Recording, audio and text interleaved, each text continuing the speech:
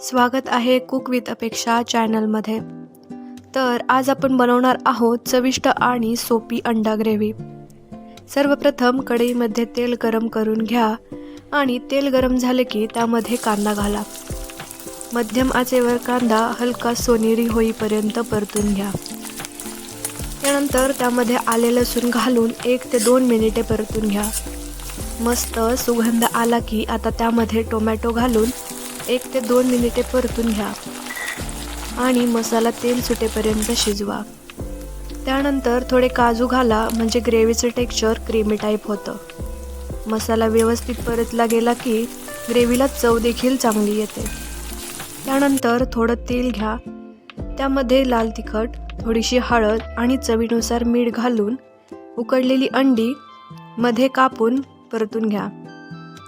2 ते 3 मिनिटे अंडी शिजू द्या, जेणेकरून अंडी मसाल्यात मुरतील। नंतर त्यामध्ये बारीक चिरलेला कांदा घाला आणि परतून घ्या। कांदा परतून झाला की त्यामध्ये मसाला केलेला घाला। मसाला परतून घेतला की त्यामध्ये हळद, लाल तिखट, जिरे पावडर आणि गरम मसाला टाकून मिक्स करून घ्या। मिक्स करून झाला की मसाला बारीक केलेलं थोडंसं पाणी घाला। मसाला छान परतला गेला की त्यामध्ये चवीनुसार मीठ घाला। त्यानंतर फ्राय केलेले अंडी त्यात घाला आणि 1 ते 2 मिनिटे परतून घ्या।